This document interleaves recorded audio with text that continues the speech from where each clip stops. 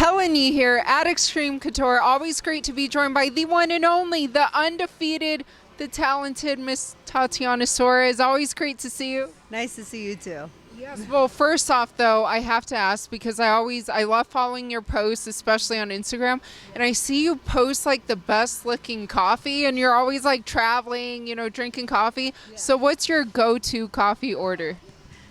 It's always going to be like a vanilla latte. Like, I like it pretty simple. Like, here in Vegas, I know which one I like, so I always get the bourbon vanilla latte. There's no alcohol in it. But you know what? I know what you're talking about. That's my favorite one, too. Yeah. I like that one. Yeah, that's a good one. I don't know why. It's, like, simple, but it's really good. So, yeah. But other than that, sometimes I go to, like, when I go to the coffee shops, I'll just ask them, like, what's a popular drink? And they always say, like, a lavender drink. And I'm like, I'm not doing no lavender. One time I even tried the lavender. Like, I've tried it 3 times now. And I haven't found one place that I like the lavender. I just don't think lavender and coffee should go together, I guess. You know what? That's funny because every time, like, I've been to a lot of, when I travel and go to coffee shops, they always say, like, or have a lavender, like, popular. But I'm like, what is it? I thought lavender is kind of, an oil or something. No, I mean, I guess it's essential oil, but it's a flower. I don't know. It definitely tastes flowery. I don't know. Yeah. But yeah, so I don't get that one. Doesn't always mix with coffee, but you can't go wrong with vanilla.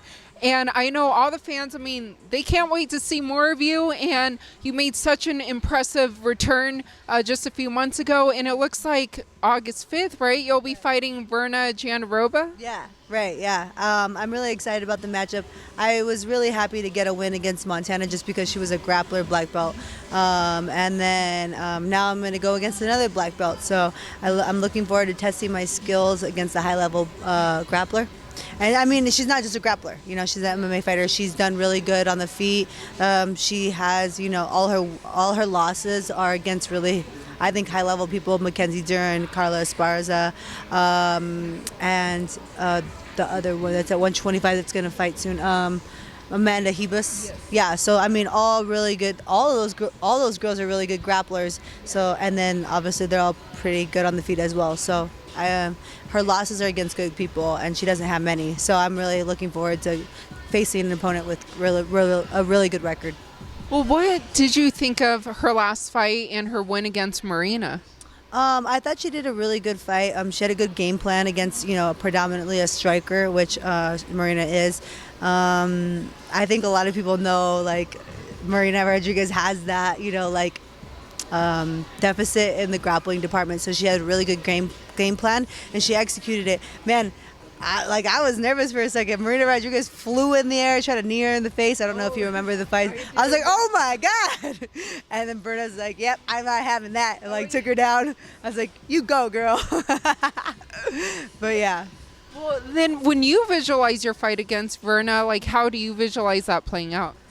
I think that it's inevitable that we'll get in a grappling exchange, and that's why I said, I'm looking forward to testing my skills against another high-level grappler.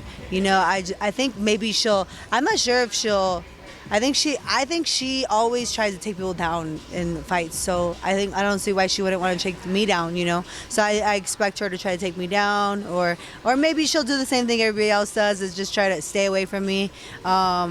But that's really difficult to do. So I always end up in some type of clinch in every one of my fights. I just don't see it playing out any differently in this fight.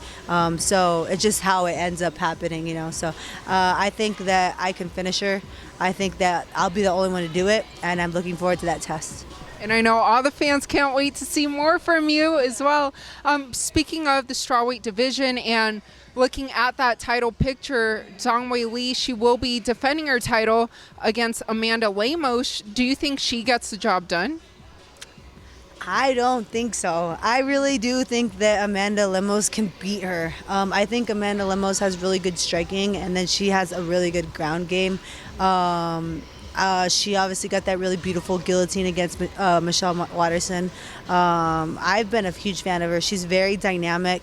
She hits really hard.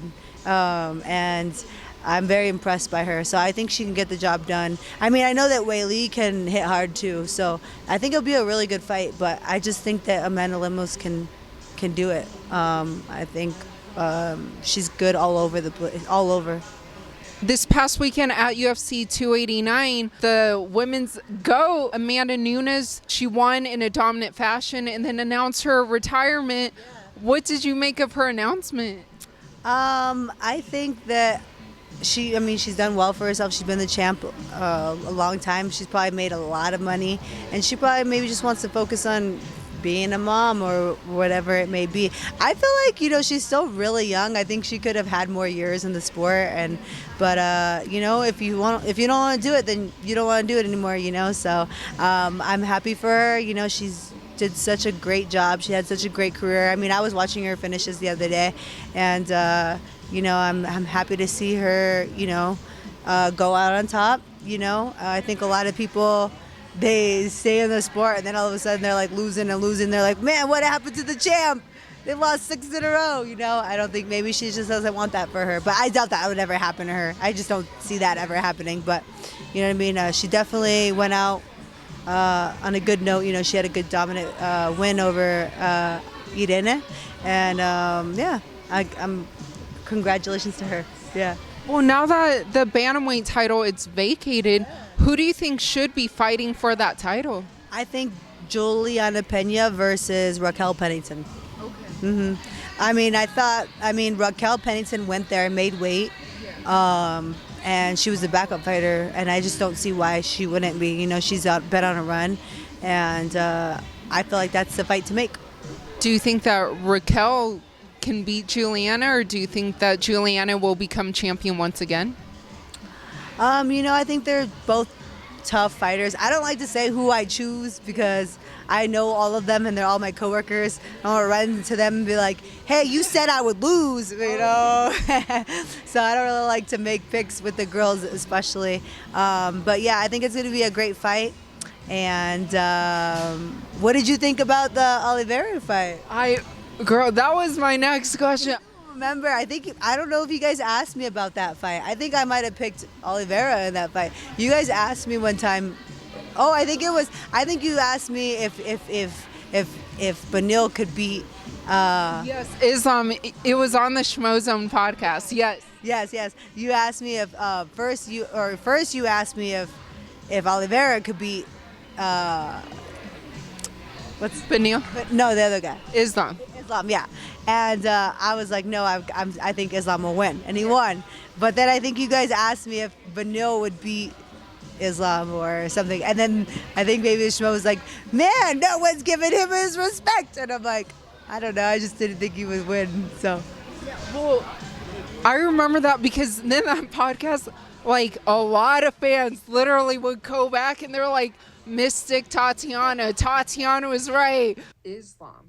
And a lot of people. Oh yeah, he's gonna be champ. Yeah, that's who I think is gonna be champ. Do you think he beats Charles Oliveira? Oh yeah, I do. Yeah. I think I don't think anybody's gonna beat him. I think his grappling. There's not many people that I watch that like I'll watch their grappling and be like, this is exactly what I would do, and he's actually one of those grapplers where like I watch their grappling and I'm like, while I'm watching the grappling, I'm like impressed by every step that they're doing because like I wrestled my entire life, so like I know that aspect of it, and like I know what I would do, and I'm like, oh okay, this is like, and like positional stuff, like it's like very good positional stuff where it's like, so like I know that once they get those positional positions, once they get those positions, they're gonna be fine. Like they're gonna dominate in those positions, and he's really good at doing that. I just go based off of how I see people move, you know what I mean? And I just thought like Islam was just a little bit was just better than Oliveira. But man, Oliveira got a really good finish. He did such a good job at like posturing up and like throwing really big bombs, hurting Beneil, obviously. I mean, Beneil was winning up before then, but I mean, Oliveira just was like so slick. His back, like the way he took the back, and then he obviously floated so well over Beneil. I mean, that was just amazing. I mean, he's really, really good. I'm a fan. And I know that you said you don't want to make picks, but when it comes to Islam and Charles, because it looks like that rematch could be next. Oh wait, I thought Islam had a fight. No? No. So it looks like it could potentially be him versus Charles again. Okay, I think I was thinking about Alexander Volkanovski versus. Yair Rodriguez. Yeah, that's what I was thinking. I was thinking because I know that the divisions have to move after. Yeah. So now we got okay. So I mean, oh yeah, I mean, why not? Who just beat who had beat Emmett? Yair. Oh, okay. He's the interim, right? Yeah. So yeah, now they're looking to unify. They're gonna unify. Okay, cool. All right. And then 155. Okay, yeah. So you think that Oliveira and they're gonna have a rematch? It looks like right now the fans really want to see that happen again. So if that rematch does happen next, do you think will still be Ann Still, or do you think Charles will be able to beat him this time around? I'm still gonna go with Ann Still. I hope, I hope that Islam has a really good cut, and he just has a lot of energy when he goes in there. And when in this game, you can't it's in a game of inches. So you have to be on top of it and stuff like that. Not that I think he had a bad cut, but it just seemed like he was just a lot more tired than usual in his last fight against Volkanovski. So I was just thinking maybe he had not that great of a cut or something. I'm just guessing. I don't know. But yeah. But like I mentioned, all the fans, they can't wait to tune in August 5th. And I know you want to stay active and stuff. So ideally for you, what does a perfect 2023 and even 2024 look like? Because I just saw your man too, Patchy Mix. He had that $1 million performance. So for you, what would you like to see? Obviously a win, a finish in my next fight. I'm looking for a finish. And then after that, I want to fight maybe the winter.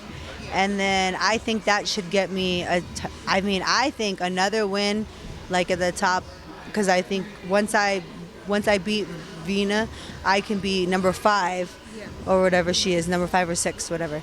And then after that, I'll fight whoever. I think Jan. She's not doing. I don't know if they're just waiting. I don't know if she's just waiting, but I would be happy to fight her in the end of the year, and then fight the winner of Weili versus Lemos. And 2024 early. And that seems like such a great plan and a great goal as well. But it looks like you want to remain in strawweight before trying to eye for maybe champ status and go back to flyweight. Yeah, definitely have to be more disciplined at 115 to make the weight and stuff like that. I used to walk around a lot lighter, so I didn't have to diet as much. And now I was just a little bit heavier because I took those years off to rehabilitate, and I gained a lot of muscle because I was rehabilitating my leg. And when you rehabilitate your leg, you have to gain muscle in that to get stronger. You know what I mean? So I definitely gained more leg strength and stuff like that, and more muscle in my legs. So I was just walking around a lot heavier. So I've had to be really disciplined with my diet. I'm definitely shrinking by the day. I can feel it and I can see it. But and everybody's like, you look skinnier. And I'm like, well, I just had the other day I was at an open mat, and literally there was puddles of sweat everywhere. And they're like, you look a lot skinnier. I'm like, yeah, I just lost 10 pounds of sweat. Yeah, I look drained because I just had a 2-hour roll, because it was just, I don't know, it was just funny. But I'm definitely getting smaller, which I'm happy about, because when I get there, I don't want to be cutting massive amounts of weight. I'm not. Everybody during when I was at 115, everybody's like, man, how does she make the weight? And I just learned I was actually one of the smaller strawweights. I know girls that walk around a lot heavier than I do at this weight. I thought where I was walking around was heavy, and I've heard girls that walk around at 140, and I'm like, that's huge for 115. And so now I don't feel that bad. Everybody's calling me a weight bully. I don't think I was a weight bully ever then. Because I was walking around 128, and I was cutting, down in my camp. And then when I would get there, I would not be that heavy. You know what I mean? Because I was cutting from 128, I don't know. And I would diet down. So I don't know. I didn't cut that much weight, maybe 10 or 11 pounds, which is normal, I think, for that weight class. Yeah. For all the fans who can't wait to tune in to watch for your return August 5th against Virna, what would you like to let them know? Just watch my fight August 5th in Nashville, Tennessee, ESPN Plus, I think. And no, I know. And yeah, just that's it.